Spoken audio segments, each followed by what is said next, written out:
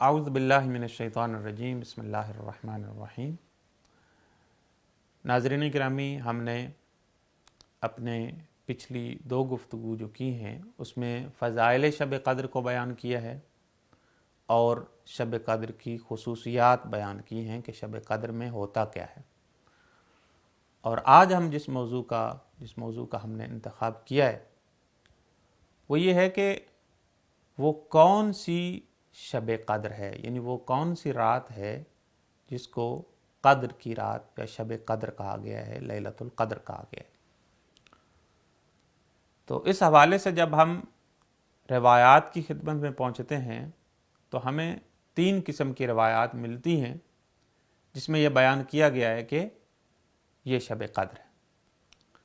پہلی قسم کی روایات یہ کہتی ہیں کہ ماہ رمضان کا آخری جو دیا ہے، یعنی آخری جو 10 دن ہیں، ان میں شب قدر کو تلاش کریں، یعنی ان میں سے کوئی ایک شب قدر ہے لیکن معین اور مشخص نہیں کیا گیا کہ کون سی شب قدر ہے۔ یہ پہلی قسم کی روایات ہے۔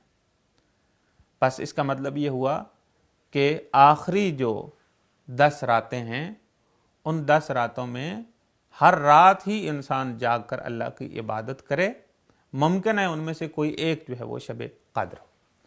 تو یہ پہلی قسم کی روایات ہے۔ دوسری قسم کی جو روایات ہیں ان میں 3 راتوں کو معین کیا گیا ہے۔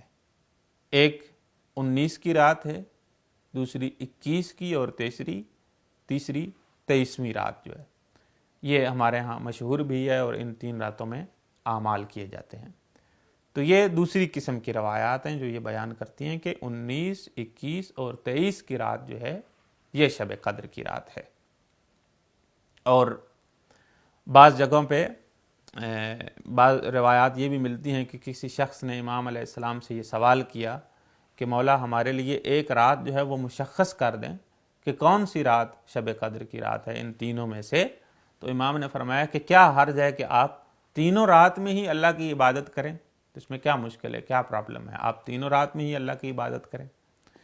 تو گویا امام یہ فرمانا چاہتے ہیں یا کہنا چاہتے ہیں کہ انسان جو ہے ان تینوں رات میں اللہ کی عبادت کرے۔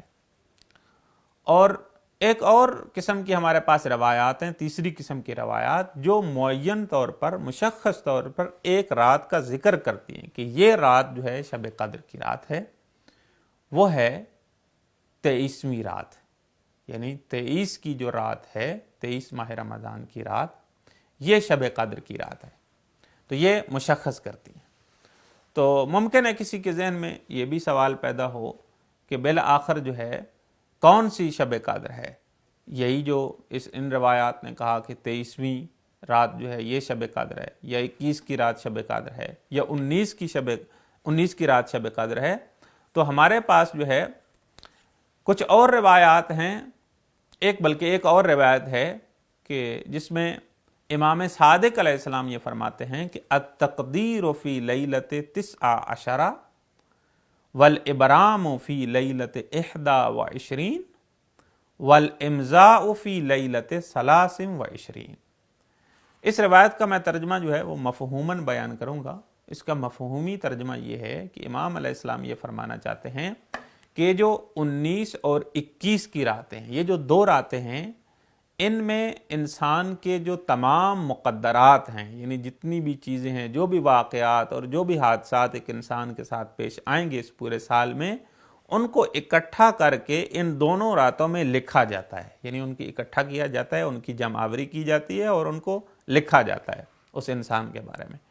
پھر جو 23ویں کی رات ہوتی ہے اس میں حتمی شکل دی جاتی ہے اور حتمی فیصلہ کیا جاتا ہے کہ یہی واقعات جو ہے اس پورے سال میں اس انسان کے ساتھ پیش آئیں گے۔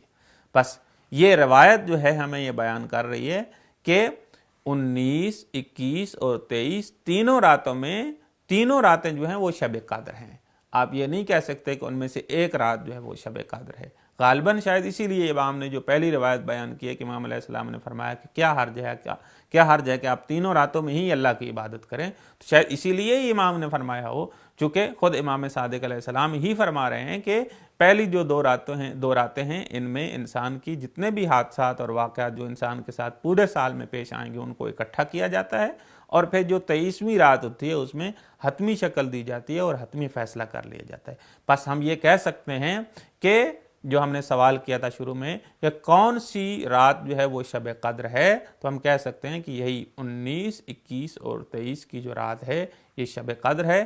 ہاں اگر کوئی انسان جو ہے آخری دہیا جو ہے، آخری جو 10واں ہے، یعنی 10 راتیں جو ہیں اگر ان میں جاگ کر اللہ کی عبادت کرے تو یہ بہت اچھی بات ہے۔ دعا ہے خداوند عالم کی بارگاہ میں کہ خالق کائنات ہمیں ان راتوں سے بھرپور استفادہ کرنے کی توفیق عنایت فرمائے۔